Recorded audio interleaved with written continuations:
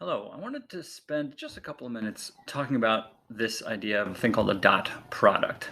Mathematically, yes, we've mentioned that it's the work done by a force moving something along a distance is FD cos theta.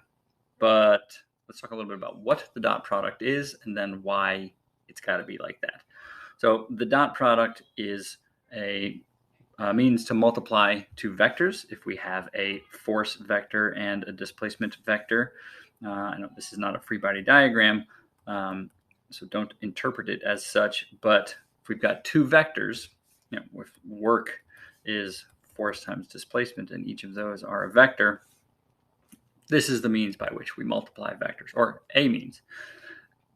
And so mathematically, what it amounts to is finding the component of one vector that is in the direction of the other vector. Essentially, we're finding the component of the force that is parallel to the direction of motion.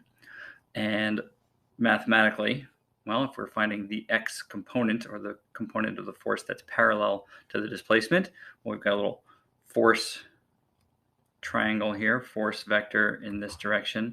And if we make our right triangle, then, and we have an angle here, then this, which I will label force parallel, the force parallel is going to be the force times the cosine of theta, because trigonometry. That's what it is mathematically. But the bigger question is why? Why does it have to be that way? And here's the reasoning why. When work is done by a force on an object that is moving in some direction, that's moving a displacement d, the only portion of the force that is actually accomplishing work, the only portion of the force that is doing some work, is the parallel component. Why is that?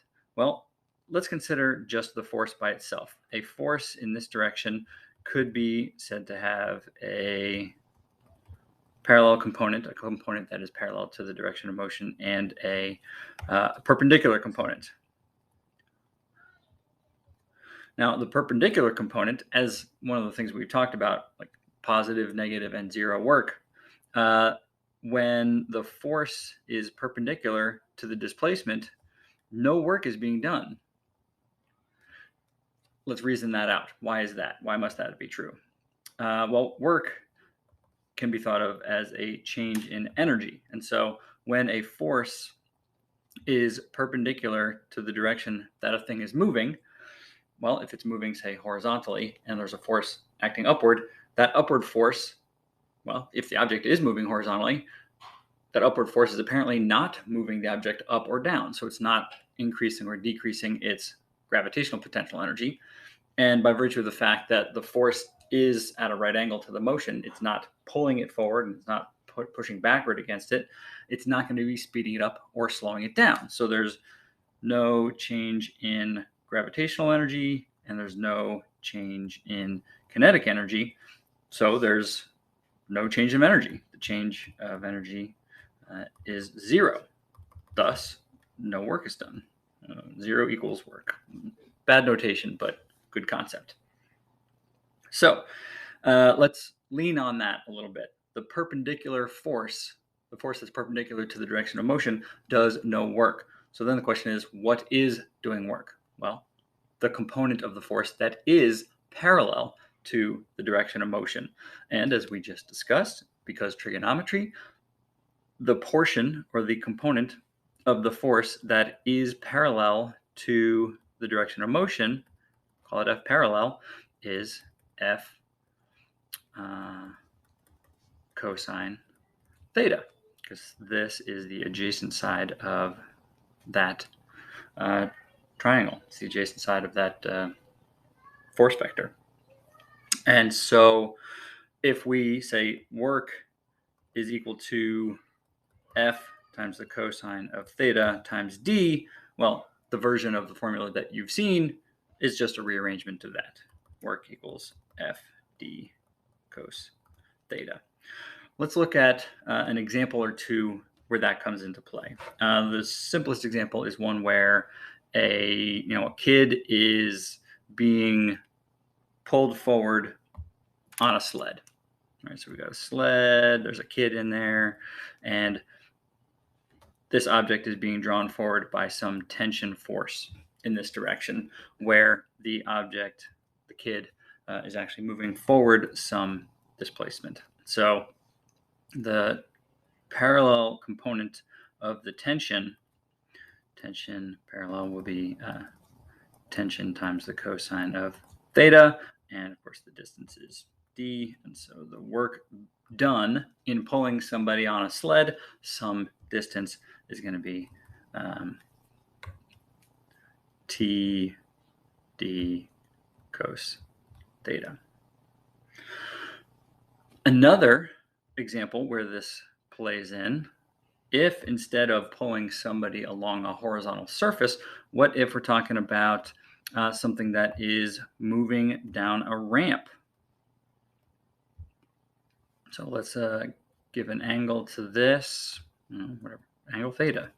And we've got an object that is sliding down the ramp, and it moves some displacement d.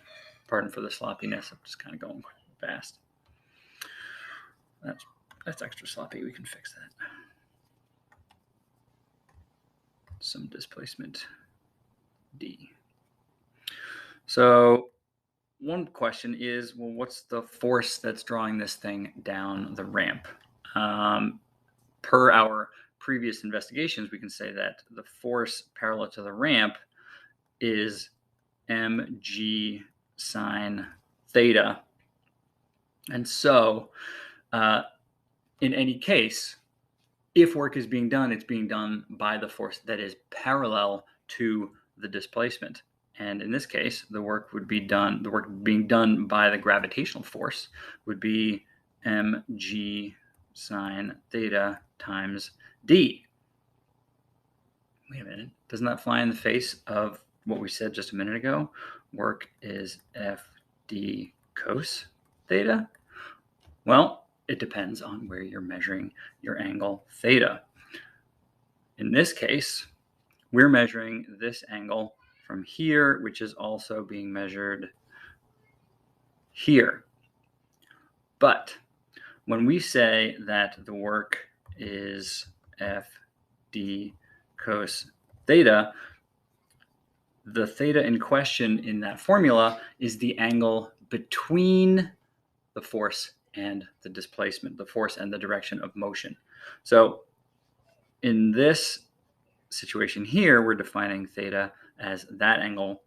However, using a different color, if I change my variable, let's say work equals fd cos phi, different Greek letter, the angle between the parallel force and the motion, well, the parallel force is this, and the motion is that. Wait a second.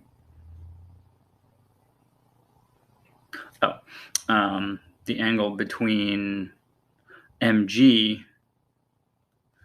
let's say our force is mg, because we got mg pulling it straight down. So the angle in between mg and the displacement is this angle right here. Let's call that phi.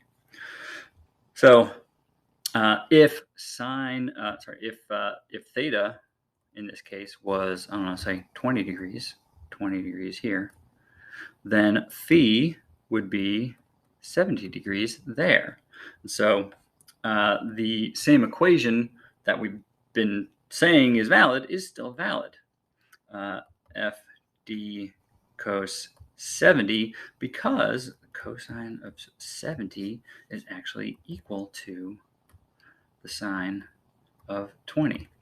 So, if you're looking at ramps, it might depend on which angle you're calling the angle, but in all cases, the work is being done by the force that's parallel to the direction of the motion. And when we say Fd cos theta, or cos phi, or whatever you want to call that variable, that variable is the angle in between the direction of motion and the force. So, hope that helps.